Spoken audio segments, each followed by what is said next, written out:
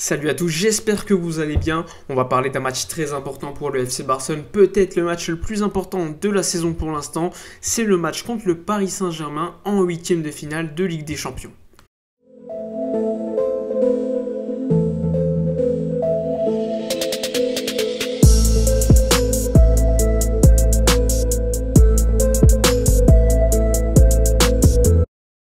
Avant de commencer la vidéo, je voulais vous présenter l'application numéro 1 de l'actualité du football. C'est l'application OneFootball. Comme vous le savez, cette application, elle est disponible sur l'App Store, mais pas que, également sur Android. Donc si vous voulez suivre l'actualité du football de ton club préféré, pour voir l'actualité mercato, les résultats des matchs, eh bien je t'invite à aller voir le lien dans la description, le lien pour télécharger l'application OneFootball. Personnellement, moi je l'ai téléchargée, je la trouve super, déjà au niveau du design, au niveau des notifications, tu peux recevoir toute l'actualité du football en live, et ça franchement ça aide, surtout quand tu sors du travail, etc. Donc avec cette application, tu peux te tenir au courant de l'actualité du Barça, de tous les clubs européens, et franchement, ça fait plaisir. Bon alors vous êtes à mon avis très au courant sur le fait qu'on va jouer demain contre le Paris Saint-Germain en Ligue des Champions, huitième de finale aller qui aura lieu au Camp Nou. On jouera dans environ un mois le match retour au Parc des Princes. Alors évidemment dans cette vidéo on va revenir sur les blessés ce qui est quand même très important pour moi à mon avis parce qu'il y en a pas mal des deux côtés. Alors Neymar est évidemment absent pour ce match et il serait peut-être douteux même pour le match retour. Évidemment Neymar qui souhaitait jouer au Camp Nou contre le FC Barcelone, c'était un match qui lui tenait à cœur. Il a été triste, selon même une journaliste très proche du clan Neymar, il a même pleuré. J'ai envie de dire que c'est malheureux pour lui, mais on va pas se plaindre parce que c'est quand même un très grand joueur. Il nous aurait probablement fait énormément de mal. Contre autre blessure, évidemment, Juan Bernat. On est au courant, ça fait assez longtemps que le Paris Saint-Germain ne peut pas compter sur le joueur espagnol, mais il n'y a pas que lui, il y a d'autres joueurs qui seront absents, comme Ángel Di María, qui est selon moi l'un des joueurs les plus importants du Paris Saint-Germain ces dernières années en Ligue des Champions. Il a toujours été bon lors des gros matchs. Concernant le Barça, on le sait, il y a pas mal de blessés. Ansu Fati sera absent, Philippe Coutinho également, il y a également Sergi Roberto qui manquera à l'appel. Et là, il y a d'autres joueurs qui vont être douteux. Gérard Piqué, lui, s'est entraîné avec le groupe. C'est également le cas de Ronald Araujo. Ça va être très compliqué pour eux de commencer à être titulaires. Mais je pense que le plus probable, c'est que Ronald Araujo soit titulaire. Je pense que Piqué ne le sera pas, tout simplement parce que ça fait déjà 3-4 mois qu'il n'a pas joué un match, alors que Araujo, d'une certaine manière, il a encore le rythme, il a des douleurs, mais au niveau de ses sensations lors des entraînements, c'est plutôt pas mal. En tout cas, Ronald Koeman va devoir faire un choix très important, puisqu'on le sait, s'ils ne sont absents, ça sera probablement soit Frenkie de Jong en défense centrale, et tu perds donc pas mal de possibilités au milieu de terrain, soit Mingueza à ce poste, si évidemment Serginho Dest est titularisé sur le côté droit, ce qui est quand même très probable. Donc il y a encore pas mal de doutes concernant le 11 titulaire du FC Barcelone, mais on peut le dire, au niveau quand même des derniers matchs qu'on a vus, c'est quand même une belle équipe du Barça, quand on compare à ce qu'on a vu au début de saison, ou encore lors de l'ère Valverde et l'ère de Quique Setién, on peut dire quand même qu'on voit beaucoup plus de football, il y a beaucoup plus d'occasions créées, on voit un Messi qui est plus heureux, on voit pas mal de buts marqués, même si évidemment cette saison, ce qui a été problématique côté Barça, ça a été les erreurs défensives, on a pris pas mal de buts sur des erreurs, que ce soit Ter Stegen contre l'Atlético Madrid, Clément Lenglet, Neto même contre Alaves, et j'en oublie quelques-uns encore. Pour ce match contre le Paris Saint-Germain, j'ai pu voir quelques matchs dernièrement de cette équipe. On peut le dire, au niveau collectif, c'est pas non plus super ouf cette saison. Il y a même Tuchel qui a été débarqué de son poste. C'est Pochettino qui est arrivé. Depuis quelques semaines, le Paris Saint-Germain parle énormément de Lionel Messi. On leur pose la question, donc ils répondent, mais c'est comme une communication plutôt agressive. Ils veulent quand même déstabiliser d'une certaine manière l'adversaire, le FC Barcelone, en parlant de leurs meilleurs joueurs, ce que je peux comprendre. Après, évidemment, Lionel Messi, lui, refuse de parler de cette thématique, c'est un sujet qui l'énerve. Il choisira lors des prochains mois, surtout, il attendra le prochain président. On sait que ce match est quand même très important pour le Barça. Lors des gros matchs, on a énormément de mal. Cette saison, on n'a gagné que contre la Juve à l'extérieur, sur un score quand même assez large, 2-0 il me semble, mais on méritait quand même de marquer 3-4 buts. Sinon, globalement, on a eu beaucoup de mal. Là, ça sera au Camp Nou contre une équipe parisienne qui, lors des grands rendez-vous, quand même, on peut le dire, c'est une équipe qui est très peu fiable. J'ai pas le souvenir d'une équipe qui se qualifie et qui fait un long parcours en Ligue des Champions avec des phases aller-retour. On l'a vu l'année dernière avec le Final 8. Ils sont allés en finale, mais c'était pas les mêmes dispositions que d'habitude. Le Paris Saint-Germain, c'est une grande équipe, il y a des grandes individualités, mais au niveau collectif, c'est pas non plus une équipe qui me paraît plus forte que le FC Barcelone aujourd'hui, même si au niveau des individualités, défensivement, par exemple Marquinhos, Kimpembe, Navas, ça me paraît quand même très solide. Il y a Mbappé devant, t'as Neymar qui est absent, mais imaginez-le présent lors du match retour, t'as Icardi, Keane et d'autres joueurs comme Verratti. Donc t'as quand même des joueurs très intéressants, très forts, donc il faudra évidemment faire attention derrière le dos des latéraux, derrière le dos des défenseurs centraux, parce que Mbappé, c'est un joueur qui va très vite. Personnellement, je ne sais pas s'il faut plutôt leur laisser le ballon et partir en contre, ou finalement prendre le ballon. Parce que si on prend le ballon, si on joue comme le Barça, comme d'habitude, j'ai peur que sur les contre-attaques, un Kylian Mbappé, Icardi ou Moïse Kean, Sarabia, ça peut te faire énormément de mal. En tout cas, j'espère que Ronald Koeman va trouver des solutions au niveau défensif, parce que personnellement, un joueur comme Araujo, qui est quand même plutôt rapide, ça me semble quand même une alternative très intéressante, en espérant qu'il soit présent pour ce match. Pour parler du PSG, il me paraissait quand même très important d'inviter un supporter du Paris Saint-Germain, parce qu'à mon avis, c'est quelqu'un qui est beaucoup plus fiable que moi concernant cette équipe. Il suit tous les matchs de son équipe, il connaît les forces en présence, les défauts également. Donc je lui ai posé de nombreuses questions et je le remercie d'ailleurs d'avoir répondu à celle-ci.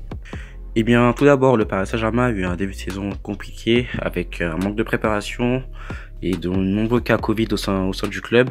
Déjà, tout d'abord, ce manque de préparation est dû au Final 8 et au Covid. Le Paris Saint-Germain a disputé sa première finale de Ligue des Champions, qui a été perdue malheureusement au profit du Bayern Munich. Et dès le retour des joueurs, beaucoup de cadres ont contracté le Covid à Ibiza, qui a freiné leur préparation physique, et aujourd'hui ça a des répercussions sur les résultats sportifs. Le Paris Saint-Germain a également eu un parcours difficile en championnat, avec une 3e place en Ligue 1 derrière Lille et Lyon, ce qui n'est pas dans les standards du club, qui normalement s'impose assez facilement en Ligue 1. Et également une première place assez compliquée à avoir pour le Paris Saint-Germain en Champions League, devant Leipzig et Manchester United, et également Istanbul Başakşehir. Le Paris Saint-Germain ne proposait plus rien dans le jeu. Le Paris Saint-Germain se reposait sur ses individualités comme Neymar ou encore Kylian Mbappé. Thomas Tuchel était peut-être arrivé à une fin de cycle au sein du club. On le remercie pour tout, mais c'était assez difficile pour le Paris Saint-Germain de disputer et d'enchaîner les rencontres vu le calendrier très chargé. On a eu droit à un licenciement de Thomas Tuchel et une arrivée de Mauricio Pochettino au sein du club. Mauricio Pochettino, ancien entraîneur des Spurs de Tottenham, qui vient signer dans le club de la capitale où il a évolué dans les années 2000 en tant que capitaine et de défenseur central. Mauricio Pochettino arrive avec un statut d'entraîneur qui est un statut de bon entraîneur, mais malheureusement qui est en manque de titres. Il a heureusement déjà gagné son premier titre face à l'Olympique de Marseille avec une victoire de 2-1 du Paris Saint-Germain en trophée des champions. Le tacticien argentin essaie donc de mettre en place un 4-2-3-1 avec le repositionnement de Leandro Paredes au poste de numéro 6, qui trouve une place de titulaire au sein du club, ce qui n'était pas le cas avec Thomas Tuchel. Et parfois le repositionnement de Marco Verratti en numéro 10 en l'absence d'André Di Maria ou encore de Neymar, qui lui, lorsqu'il est là, joue en poste de numéro 10. Le Paris Saint-Germain qui a également récemment perdu André Di Maria et Neymar Junior, respectivement face à Marseille et face à Caen, sont deux grosses pertes pour le PSG qui devra évoluer sans ces... Marco Verratti a également récemment repris le chemin de l'entraînement collectif, lui qui avait pris un gros coup face à l'Olympique de Marseille et qui devra peut-être jouer mais pas à 100% face à Barcelone. Voilà, merci pour toutes tes réponses, tu as apporté quand même une certaine vision de supporter du PSG que nous on n'a pas, donc je te remercie. Concernant le 11 que personnellement je mettrais pour ce match, ouais, je vais pas vous dire énormément de surprises, ce sera évidemment Ter Stegen au but. Sur le côté gauche, Jordi Alba. Sur le côté droit, Serginho Dest. Et là, la défense centrale, j'espère quand même que Ronald Araujo sera présent.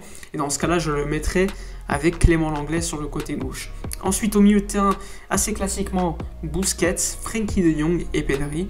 Et en attaque, Ousmane Dembélé, Lionel Messi, ainsi qu'Antoine Griezmann. Et quand même le 11 le plus probable, le 11 qui a été travaillé lors de ces dernières semaines. Ça marche plutôt bien au niveau offensif, même si attention aux blessures, parce que s'il y a quelqu'un qui se blesse, t'as pas beaucoup d'alternatives, t'as que Trincao qui ces derniers temps et qui est même plutôt pas mal, même si c'est pas non plus un joueur sans défaut, il est largement perfectible, mais c'est quand même une très bonne alternative en sortie de banc. Mais attention, en cas de blessure, Coutinho n'est pas là, Ansu Fati n'est pas là, Martin Braithwaite est encore blessé, et en plus de ça, même s'il était présent, c'est pas non plus un top numéro 9.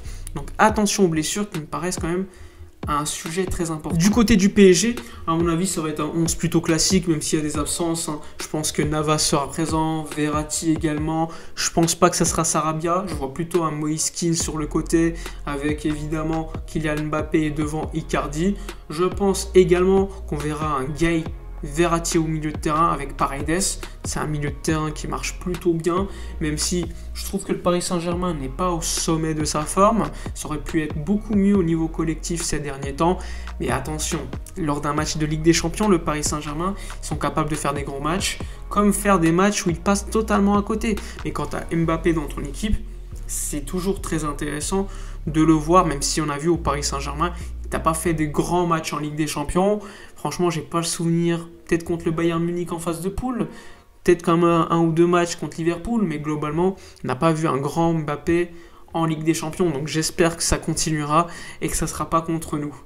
Enfin bref, j'ai hâte d'être à ce match, j'ai hâte de le voir, j'ai hâte de pouvoir faire certaines conclusions concernant ce qu'on a vu. C'est un grand match de Ligue des Champions, c'est ce qu'on attend déjà depuis de longs et longs mois.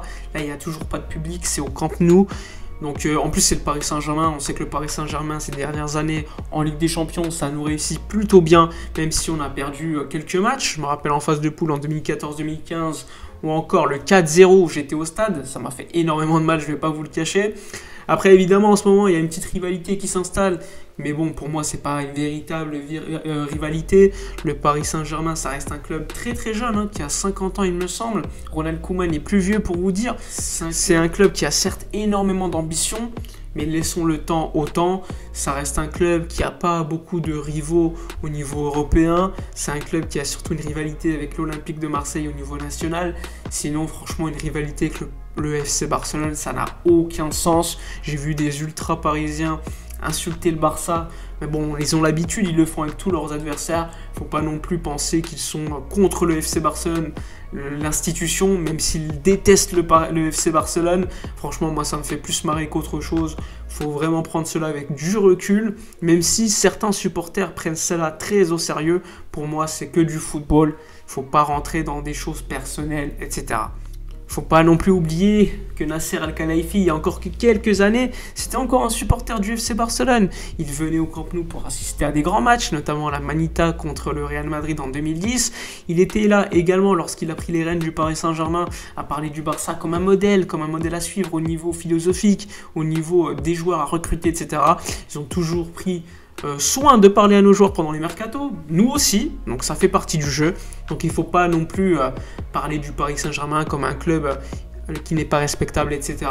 Franchement, au niveau des pratiques, on pourra toujours trouver des pratiques mauvaises chez l'autre. Donc personnellement, je ne vais pas rentrer dans ce jeu-là. Enfin bref, pour revenir au football, qui est quand même ce qui nous intéresse le plus, n'hésitez pas dans les commentaires à me dire votre avis sur cette rencontre. Je sais que c'est une chaîne du FC Barcelone, donc il y aura évidemment pas mal de personnes qui seront optimistes, mais n'hésitez pas à être quand même objectif, à dire votre pronostic sur ce match. Vous souhaiteriez voir contre le Paris Saint-Germain. N'oubliez pas donc de liker, commenter, partager, de vous abonner à la chaîne, c'est très important. Moi, je vous dis à la prochaine et d'ici là, comme d'habitude, portez-vous bien.